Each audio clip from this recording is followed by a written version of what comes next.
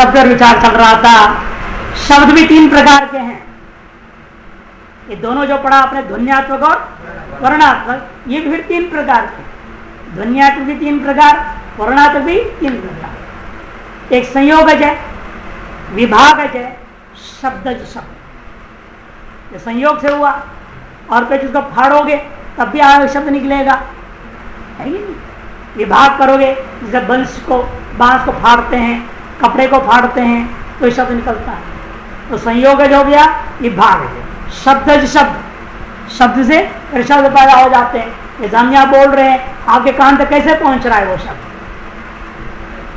हमारे बोला एक शब्द क्या करता है, 10 दिशाओं में 10 शब्द को पैदा करता है। वो भी अपने 10 दिशाओं में ऐसे फैलते हुए जाता है शब्द, चारों 10 दिशाओं में। तभी दूर बैठा, इधर बैठा, उधर बैठा, कहीं बैठा, सब सुन सकते हैं। ये जो जा रहा है वीची तरंग न्याय से या कदम मुकुल न्याय से शब्द जा रहा है, एक शब्द दूसरे को पैदा कर रहा है। अंत वाले शब्द क्या करते हैं, उपांत शब्द को नष्ट करते, उससे भी नष्ट हो जाते हैं। आपके कान में जो पड़ा शब्द है वह खुद नष्ट होते हुए अपने पूर्व को भी वो नष्ट कर देता है। अच्छा, दोनों ही नष्ट हो गया आपके कान में जाकर। सुंदोपसुंद न्याय इसी को कहते हैं। सुंदोपसुंद न्याय से एक दूसरे को नाश करके नष्ट हो जाते हैं। सुंदोपसुंद न्याय क्या है जानते हैं, सुना है कभी? नहीं सुना। एक 2 राक्षस थे, एक का नाम तो सुंद, दूसरे का नाम उपसुंद। इन दोनों राक्षसों ने बड़ी तपस्या करी और ब्रह्मा से वरदान प्राप्त किया, हमारे मृत्यु किसी के हाथ से ना हो, हम दोनों भाई आपस मारेंगे तो मरेंगे, नहीं तो कोई नहीं मारेगा। अब विष्णु का अवतार ले, शिव अवतार ले, कोई को अवतार ले, कुछ होने वाला है नहीं, क्योंकि इसी हाथ से मृत्यु है नहीं उनका। वो आपस में एक दूसरे को मारना पड़ेगा। और इतना प्यार था आपस में दोनों में, कभी एक दूसरे को गाली भी नहीं दी, चाटा भी नहीं मारा, इतना प्रेम था। अब कैसे इनको खत्म करवाया राक्षस को और सबको तंग करे दुनिया को? वरदान प्राप्त हो ही गया है और दोनों मिल करके सबको परेशान करते। तब देवताओं ने बैठक करके निर्णय लिया, इसके पास ऐसा करना पड़े, कोई रास्ता निकालो। तो उन्हें उर्वशी का एक बेटी थी, उसका नाम था तिलोत्तमा, सुरवैश्या। तिल प्रति तिल उसका एक एक तिल भी क्षण प्रति क्षण और सुंदर होते जाता था। उसका नाम से तिलोत्तमा रख दिया। तिल प्रति उत्तमोत्तम होता है सौंदर्य जिसका, उसको भेज दिया गया।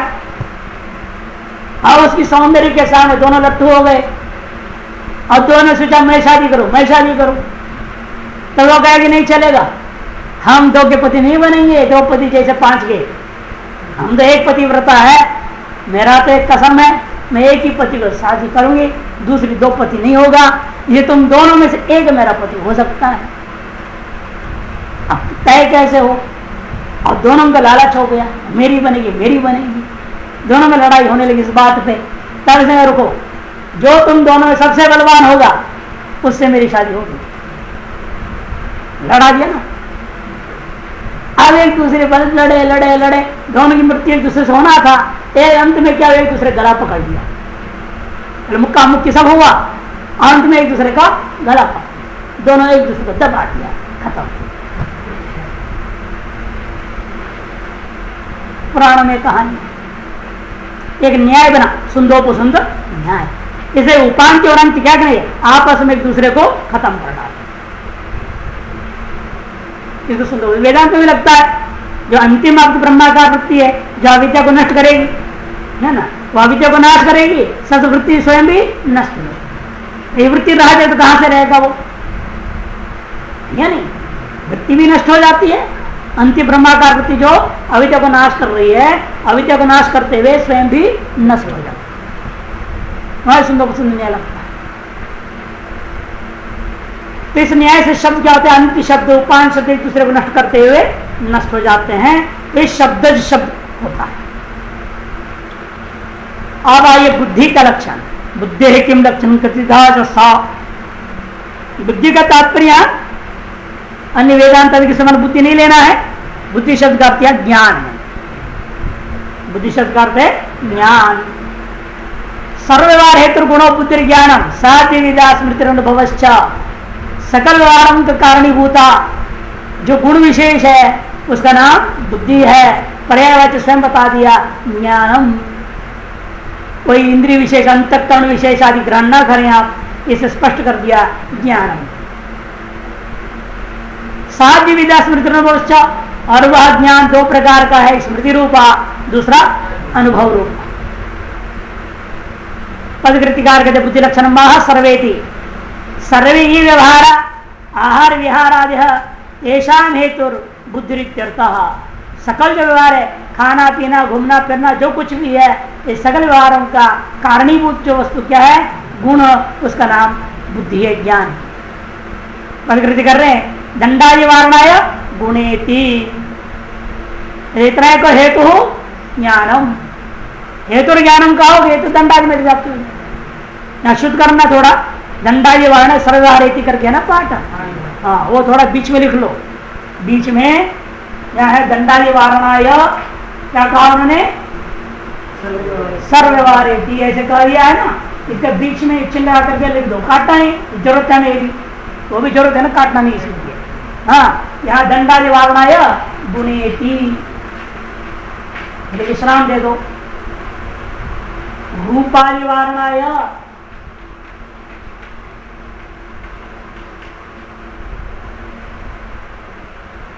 सर्वव्यवहारेति,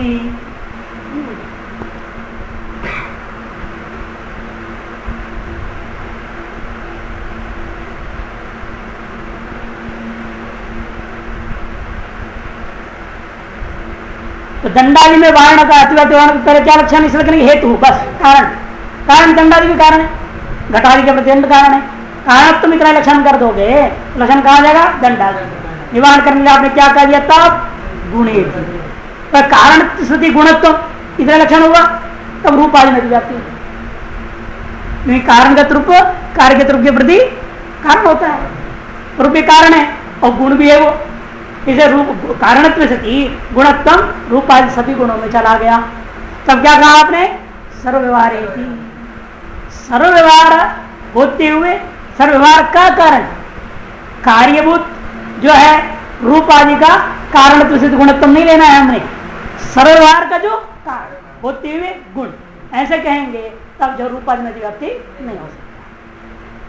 लेकिन फिर भी ईश्वर इच्छादि वारणाय, यहाँ भी थोड़ा गलत छपी है, क्या छपा इसमें, कालादि, तो कालादि भी ले सकते हैं, काल भी आपसे साधारण कारण तो ही है ना, साधारण कारणों में व्याप्ति हो सकता है, लेकिन कालादि इसलिए ठीक नहीं है कि हमने गुण शब्द दे चुका हूं, काल को नहीं किया, तो उसमें व्याप्ति कैसे होगा, यदि गुण शब्द ना होता तब तो कालादि कहना ठीक है, सर्वार है तो कालादि में व्याप्ति हो जाएगा, लेकिन हम गुण शब्द दे दिए हैं, फिर काल में कैसे होते, काल तो उतरे भी है, गुण तो है नहीं, सर्वार है तो सती गुणत्व हम काल में तो जा नहीं सकता, तब कालादि को काटना पड़ेगा। और क्या लिखना पड़ेगा, ईश्वर इच्छा, वो गुण है ना, ईश्वर इच्छा, ईश्वर ज्ञान, ईश्वर प्रयत्न नित्य होता है, वो गुण है, और वो साधारण कारण है, वो उसमें अतिव्याप्ति मान कर क्या करना पड़ेगा, असाधारण कहना पड़ेगा। कालादि को काट करके ईश्वर इच्छादि लिख दो, काल को काटो, बाकी सब तो आदि तो चाहिए ही, ईश्वर इच्छादि वारणाय असाधारण इत्यपिदेयम, असाधारण शब्द भी दे देना, तो क्या हो जाए तब लक्षण, सर्वव्यवहार असाधारण हेतुत्व सती गुणत्वत्वम बुद्धे लक्षणम, ठीक है ना, वो भी इसे शुद्धिकरण कर लेना, काल को काट के ईश्वर इच्छा बनाना चाहिए। हाँ गुण शब्द ना देते तब तो कोई बात नहीं, तब तो कालादि में व्याप्ति हो सकता है, गुण शब्द देने के बाद में प्रकृति ठीक रहेंगे।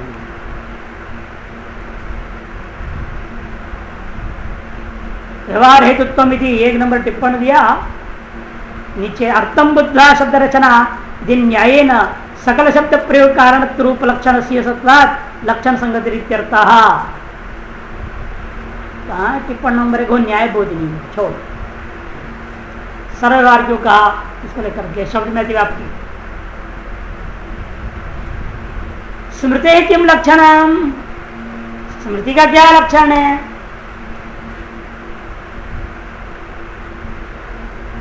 संस्कार मात्र जन्य ज्ञान स्मृति ही, संस्कार मात्र से जन्य जो ज्ञान है उसका नाम स्मृति। बुद्धि दो प्रकार की, ज्ञान दो प्रकार, स्मृति ज्ञान और एक अनुभव ज्ञान है, तो स्मृति ज्ञान का लक्षण कर रहे हैं, संस्कार मात्र जन्य ज्ञानम स्मृति। जो भी इस पन्ने से लेकर के 32वां हमारा इसमें संख्या है, 96 तक केवल बुद्धि की चर्चा चलेगी, बुद्धि गुण का ही चर्चा। उसके फिर गुणों में जाएंगे।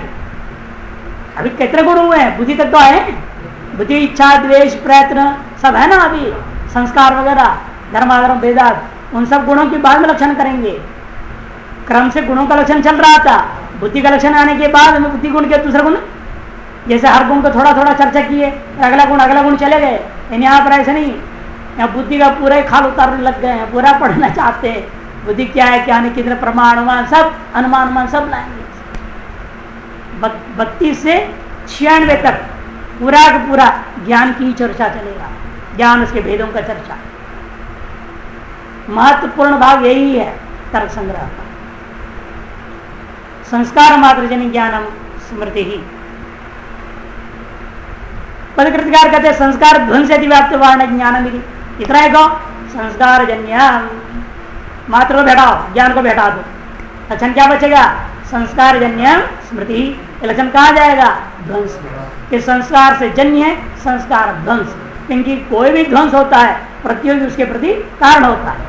घट ध्वंस हुआ, ये घट ही नहीं होता तो घट ध्वंस कैसे करोगे आप? इसे घट ध्वंस के प्रति, घट तो बहुत ही महत्वपूर्ण कारण है, उसके बिना घट ध्वंस ही नहीं कर सकते आप। जैसे स्व प्रतियोगी स्वस्य प्रति कारणम ध्वंस विषय, नियम ध्वंस के विषय में स्व के प्रति स्वयं कारण बन जाता है। घट ध्वंस के प्रति उसका जो प्रतियोगी है वह घट कारण बनता है। इसीलिए क्या हुआ, तो यहाँ पर संस्कार ध्वंस में व्याप्ति हो रहा था, क्योंकि वो भी संस्कार से जन्य है। तो उसमें निर्माण क्या करोगे आप? ज्ञानम शब्द देंगे। तो संस्कार जन्य तो सती ज्ञानत्म, इतना लक्षण कर दो। ने पहले केवल ज्ञानत्म लक्षण रख दिया, संस्कार जन्य तुम को हटा दो।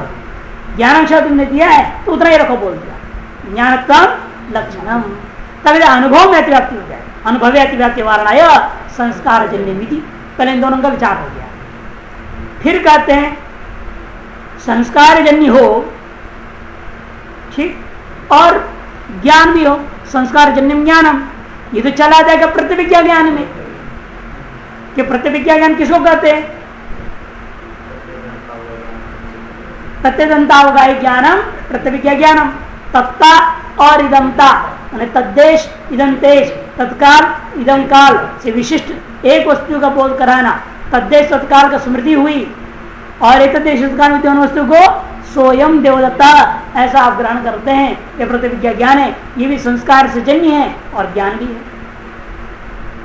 एक प्रतिविज्ञा ज्ञान में लक्षण अतिव्याप्ति न हो तो संस्कार मात्र जन्य कहा। और प्रतिविज्ञा ज्ञान में क्या हो रहा है? इदंता अंश में इंद्रिय जन्य है, तदंश का जो है सो अयम देवदत्ता, सो अंश में संस्कार जन्य है, लेकिन अयम अंश में इंद्रिय जन्य है।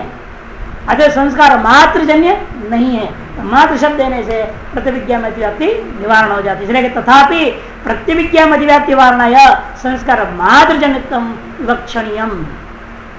क्वचित तथैव पाठ का दिया, मूल में ही कुछ और मात्र शब्द जोड़ दिया। इनके अनुसार पदकृत अनुसार जब ये पदकृत लिख रहे थे उस समय जो मूल पाठ था उसमें मात्र शब्द नहीं था, उस समय नहीं था। सभी जितने उनके प्रतियां मिली थी सभी क्वचित से था, कहीं कहीं किसी ने मूल में भी जोड़ रखा था। इधर क्वचित तथैव पाठ न चैवन सत्य असंभव, तब असंभव दोष आ जाएगा। भाई स्मृति के प्रति भाई संस्कार मात्र जन तो ज्ञान हो ही नहीं सकता। भाई संस्कार का भी उद्बोधक कोई ना कोई चाहिए ना निमित्त सामने। भाई आपके पास हजारों संस्कार है, कितने योनि पार करके आए हो आप, बंदर भी बने होंगे किसी जन्म में, उसका भी संस्कार होगा। तो यूं करते रहते थे यहाँ बैठ करके, वो संस्कार क्यों नहीं जग रहे आपके अंदर? अभी ये बिल्ली बने होंगे, कुत्ता बने होंगे, कभी देवता बने होंगे, पता नहीं क्या क्या बन के आए हैं यहाँ। 84 लाख योनि भ्रमण करके अंत में आते बोला जाता है ना मनुष्य योनि में, तो सारे 84 लाख योनियों का संस्कार है अपने अंदर, क्यों नहीं जग रहे? बंदर को देखे हम बंदर जैसे तो होते नहीं, संस्कार जग नहीं रहा। कुत्ते को देखने से कुत्ता ऐसा हम नहीं कर रहे, संस्कार नहीं जग रहे। क्यों नहीं जग रहे? अगर जगाने वाला, संस्कार को जगाने वाला कोई ना कोई बाहर में उद्बोधक मानना पड़ेगा। उस उद्बोधक के बिना संस्कार जगेगा नहीं। और उद्बोधक इंद्रिय सन्निकर्ष से हुआ है,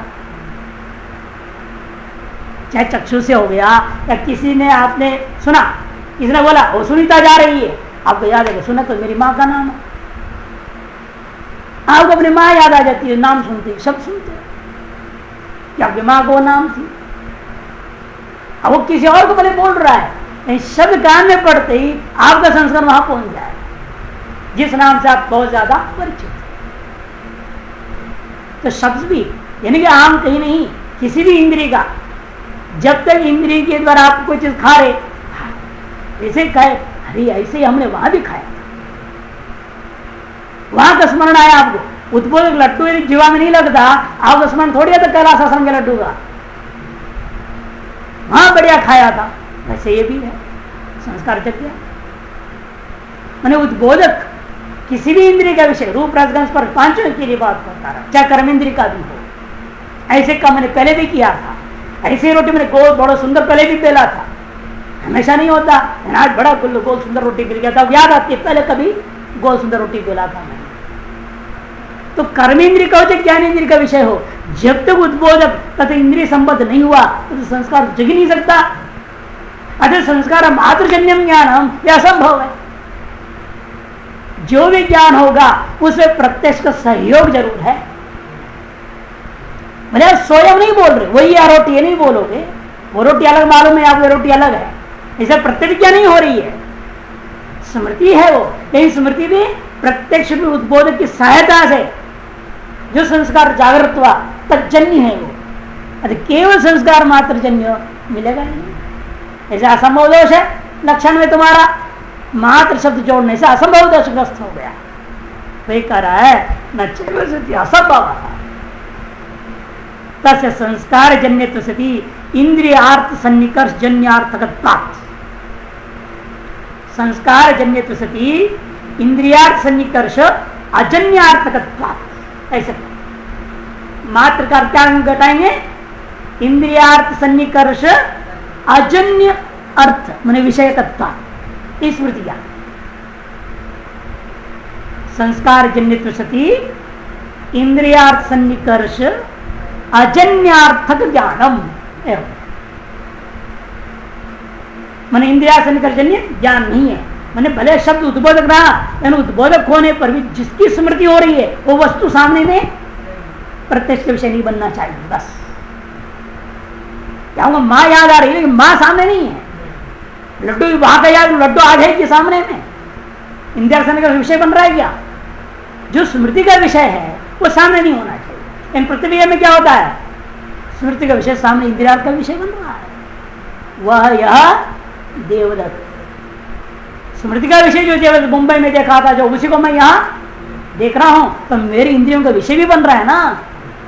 इस स्मृति में क्या होता है, जिसको स्मरण कर रहे हो वो आपके सामने में स्व उस इंद्रिय का विषय नहीं रहता है। इसे मात्र शब्द की व्याख्या क्या करना पड़ेगा, इंद्रियार्थ सन्निकर्ष अजन्यार्थकम ज्ञानम। तो संस्कार जन्य सती इंद्रियार्थ सन्निकर्ष अजन्यार्थकम ज्ञानम स्मृति है लक्षणम।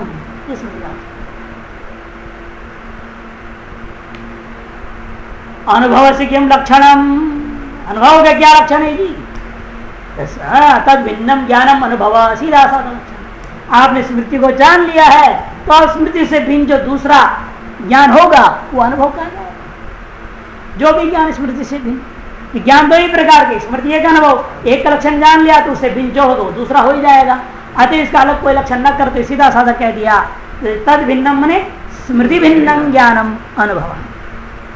सद्विविधा यथार्थो अयथार्थ, तो दो प्रकार का है, एक यथार्थ अनुभव और दूसरा अयथार्थ अनुभव। इसी वजह स्मृति भी यथार्थ स्मृति और अयथार्थ स्मृति भी होती है। अच्छा, यहां देखिए तद भिन्नम क्यों कहा आपने, स्मृतित्वावच्छिन्न भिन्नम इत्यर्थ। तद भिन्नम का क्या करना, पहले तद भिन्नम माने स्मृतित्वावच्छिन्न भिन्नम, तेन यत्किंचित स्मृति भिन्नत्वस्य स्मृतौ सत्वेपि न क्षति। ऐसा है ना, सुबह एक स्मृति हुई, दोपहर में एक स्मृति हुई। सुबह के स्मृति का भिन्न कहाँ रहेगा? दोपहर वाले स्मृति में। तो लक्षण आप कर रहे थे अनुभव का, चला गया स्मृति भिन्नत्व द्वितीय स्मृति में।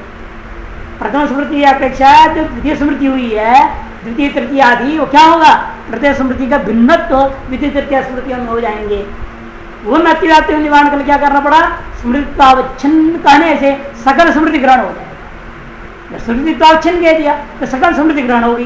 तो सकल स्मृति के अंदर क्या होगा? दूसरा, तीसरा, चौथा, हजार भी, लाख भी, सब आ गए उसमें।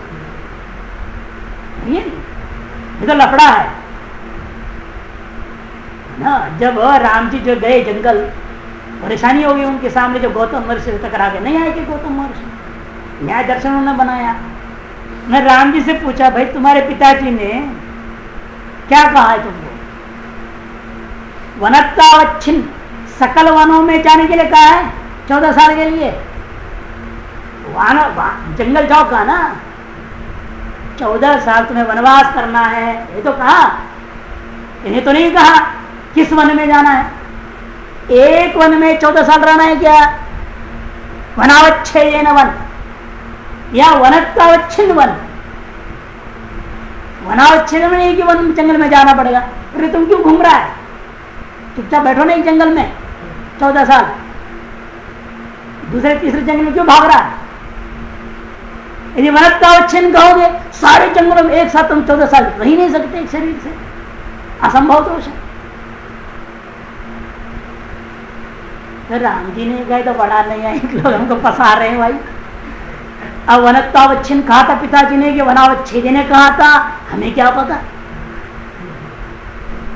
एक कालावच्छिन्न सकल जंगल में रह नहीं सकता, वनावच्छिन्न वनत्वावच्छिन्न तो हो नहीं सकता है। और वनावच्छिन्न कह रहे थे बाबा, कहना ठीक है एक जंगल में रहना चाहिए, मेरे जंगल जंगल क्यों भटकूं। लेकिन ऐसा ना जाऊं फिर रावण कैसे आएगा, कैसे सारा अनेक राक्षसों को मारना है, रास्ते में वाली वर्ग कैसे मारेंगे, कैसे काम होएगा। हनुमान जी से मिलना है वहाँ किष्किंधा, यहाँ बैठे रहेंगे तो कैसे होगा। उनको भविष्य दिख रहा है ना, सकल जंगलों में जाना है उन्होंने क्रमशः। तो गौतम ऋषि जोर दिया इसलिए कहीं नहीं जाना, मेरे पास ही रहना। तो मैंने तुम नहीं है, एक लोग सब कुत्ता बनो, बेकार लोग तुम लोग, जो सारा काम बिगाड़ रहे हो, हमारी लीला लीला ही बिगाड़ रहे हो तुम। उल्टा चक्कर भो भो भो कर देते हो तुम लोग। अवच्छिन्न अवच्छिन्न अवच्छिन्न क्या होता है? दिमाग खा रहा। तो उन्हें तुम वेदांत से सुअर बन जाओ कह दिया। आज भी सब उन्होंने भी देखी, इसे चित्र नहीं आएगा, भो भो करते रहते। वेदांत सुअर जैसे खाते तो हट्टा कट्टा सांड जैसे मोटे पेट पर, दोनों ऐसे हो। एक किंवदंती है, कोई पौराणिक कोई कहानी तो है नहीं, किंवदंती ऐसे सुनाते हैं लोग कि वह स्मृतित्वावच्छिन्न बनता है ना, इस बातों को बोल देते हैं। स्मृत्यवच्छेदन कहोगे अन्य स्मृतियों में जाएगा, स्मृतित्वावच्छिन्न कहोगे तो सकल स्मृति ग्रहण होगा। अतिव्याप्ति दूसरी स्मृति आदि में निवृत्त हो गया, सत्य बिना क्षति ही। और क्या घटादो अतिव्याप्ति वारणा ज्ञानम विधि। यदि फिर भी कहो स्मृति भिन्नम, स्मृति भिन्नम को तो क्या होगा? घट पड़ सारे संसार में चल रहा। स्मृति एक पदार्थ है, उससे भिन्न बहुत सारे पदार्थ है, सब में अतिव्याप्ति हो जाएगी। स्मृति भिन्नत्व सभी में है। जैसे आपका भिन्नत्व किसमें नहीं है, आपका भिन्नत्व किसमें नहीं है पूछ रहा हूं, प्रश्न समझो।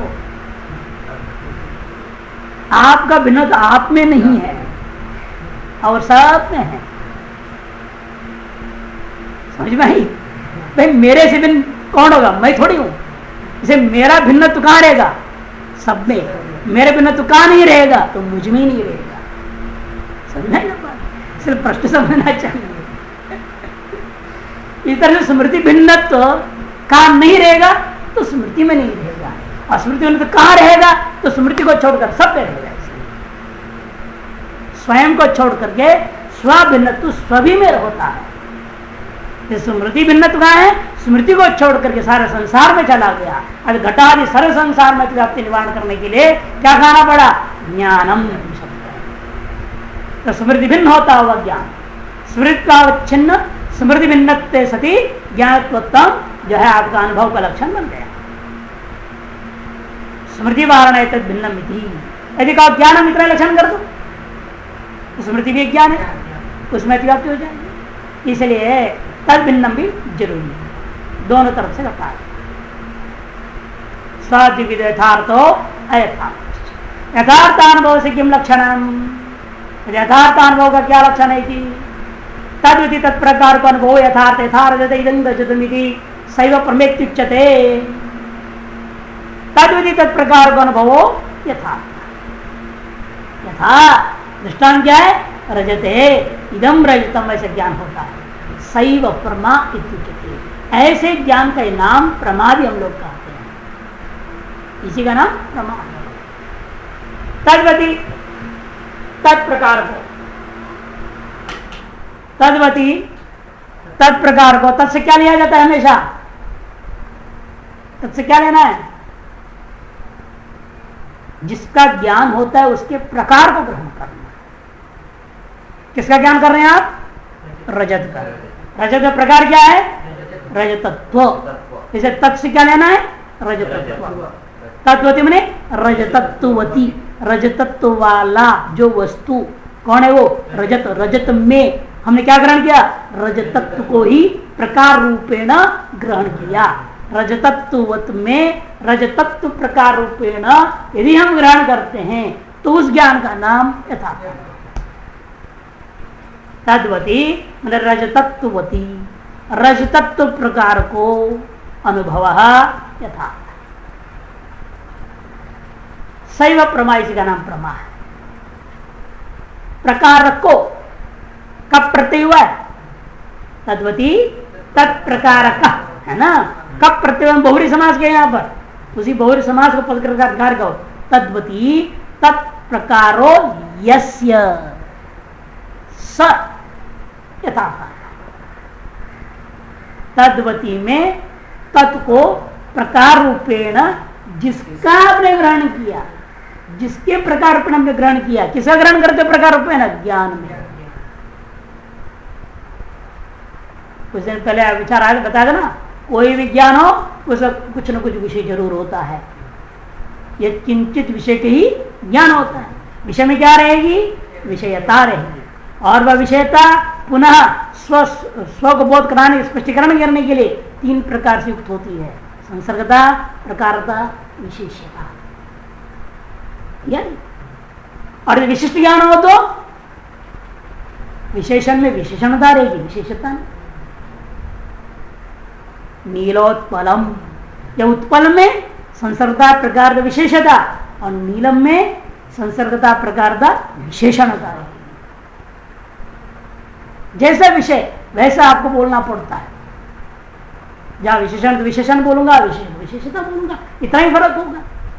इनमें कि संसर्ग उसकी भी अपनी है, इसका भी अपना है। उसमें अपना प्रकार है, इसमें अपना प्रकार है। नीलम में नीलत्व प्रकार है, उत्पल में उत्पलत्व प्रकार है। प्रकार दोनों की अपनी अपनी है। दोनों में संबंध भी अपना अपना है। वहां समवाय संबंध है, यहां भी समवाय संबंध है।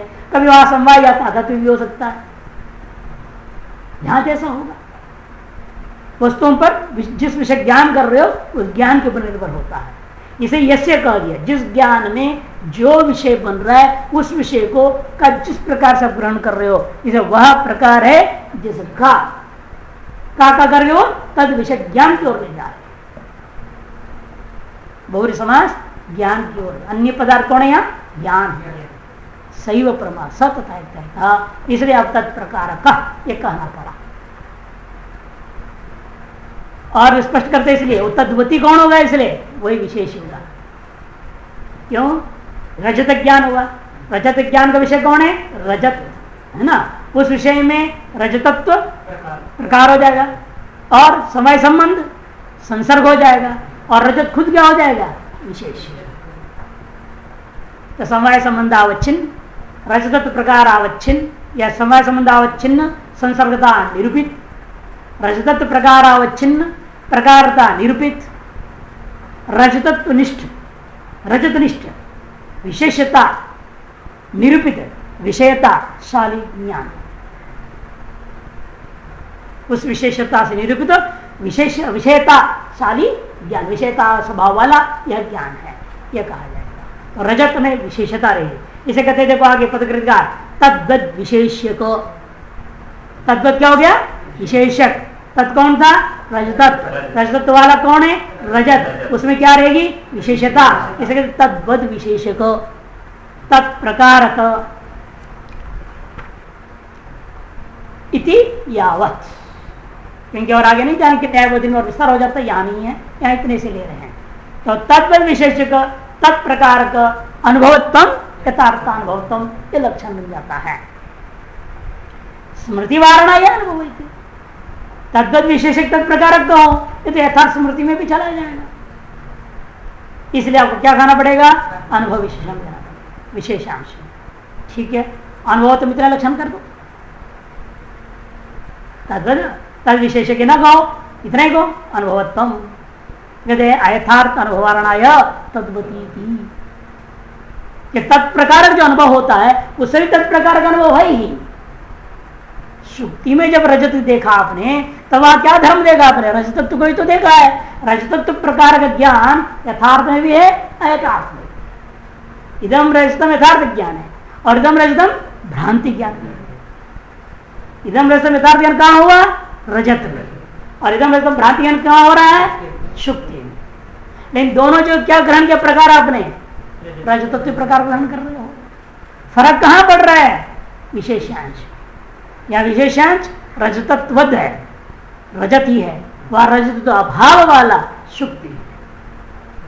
इसे तत्वती ना कहा करके जब तत्प्रकार अनुभवतम कहा जाओगे तो तद अभावती तत्प्रकार अनुभव रूपायतार्थ अनुभव में लक्षण चला जाएगा। इसलिए तद्वती थी, ये विशेषण देना पड़ा। तब चलो ठीक है, तद्वती अनुभव कह दो। तद्वती अनुभव कह दूंगा तो निष्प्रकार ज्ञान निर्विकल्प ज्ञान होता है। प्रकार का बोध के बिना भी ज्ञान होते हैं, विशेषांश रहता है, इन प्रकार का बोध नहीं होता। जैसे कि इदम किंचित, ये कुछ है, ये क्या है मालूम है ना? ये क्या है मालूम है तो प्रकार कैसे पकड़ में आएगा? जब कोई चीज का अपने प्रकार नहीं ग्रहण कर पाते हो तो क्या कहोगे? ये कुछ चीज है, क्या चीज है मालूम नहीं। क्यों? प्रकार ग्रहण नहीं हुआ। ऐसे ज्ञान को क्या मानते नहीं आए लोग? निर्विकल्प ज्ञान। निष्प्रकार का ज्ञानम निर्विकल्प ज्ञानम, उसमें अतिव्याप्ति हो जाएगा। वो भी तद्वती है, अनुभव भी है। तब कहते हैं कि भाई यथार्थ अनुवारण तद्वती हो गया, निर्विकल्प की अतिव्याप्ति वारण है तत्प्रकार की थी, तो तत्प्रकार विशेषणांश भी देना पड़ा। तो तद्वती, तत्प्रकार और अनुभव तीनों शब्द अति आवश्यक हो गया। इसी प्रकार आइए तद अभावती तत्प्रकार का अनुभव अयथार्थ था शुक्तो विदम रजतमिति ज्ञानम सैव अप्रमेट, उसी को अप्रमा कहा जाता है। तद अभावती में तत्प्रकारक जो अनुभव होता है उसका नाम अयथार्थ। तत् मैंने यहां पर वही रजतत्व, हमेशा प्रकार को ही तत्शब्द से लेना है। रजतत्व अभाव वाले में तद हो गया रजतत्व, तद अभाव मने रजतत्व भाव, तद अभाव वद मने रजतत्व भाव वद, तस्मिन रजत भावती मने रजत भावती कौन हो गया? शुक्तौ, शुक्ति में। तत्प्रकार का रजतत्व प्रकार है जिसका ऐसा जो ज्ञान हुआ, क्या ज्ञान हुआ? इदम रजतम ज्ञानम, वह ज्ञान का नाम अप्रमा है, वह यथार्थानुभव है। सही वह प्रभा इच्छित है। तद अवाद विशेषक तद प्रकार को अनुभव यथार्थानुभव आप स्पष्ट करते हैं, इसलिए पूर्वत तद अभाववद विशेषक है, तद अभाववद विशेषक तत्प्रकारक अनुभव यथार्थानुभव यथा शुक्त ज्ञान। स्मृति में वारण करने के लिए पूर्वक अनुभव शब्द दे दो, इतना एक कहोगे तत्प्रकार का अनुभव, तद अभावदित प्रकार कह दो तो यथार्थ स्मृति में चले, है तो स्मृति में चाहे यथार्थ स्मृति है यथार्थ स्मृति। केवल तत्प्रकार कहोगे यथार्थ स्मृति में ले लो, तद अभावदित प्रकार स्मृति हो रही है मान लो तो यथार्थ स्मृति में लक्षण चला जाएगा। कुल मिला के चाहे तत्वति रखो या ना रखो, लेकिन स्मृति में अतिव्याप्ति होगा। निवारण में क्या कहना पड़ा? कहते अनुभव ही थी, कहते अनुभव इतना ही रख लो, यथार्थ अनुभवती व्यक्ति निराशाय तद अभावती कहना जरूरी है, ठीक है नहीं? तत्प्रकार को अनुभव, ये दोनों समान है। तत्प्रकार का अनुभव तुम इतना ही लक्षण करते हैं तो यथार्थ अनुभव में चला जाएगा। तो निवारण कर क्या कहना पड़ा? तद अभाववती विशेषण लेना पड़ा। यथार्थव्याप्ति निरासनाया तद भावती थी, निर्विकल्पक वारणाय तत्प्रकार थी। यहाँ पर वैसे यहाँ कुछ नहीं लग रहा, लगता है कुछ भी नहीं है, यहाँ लगता है कुछ नहीं है।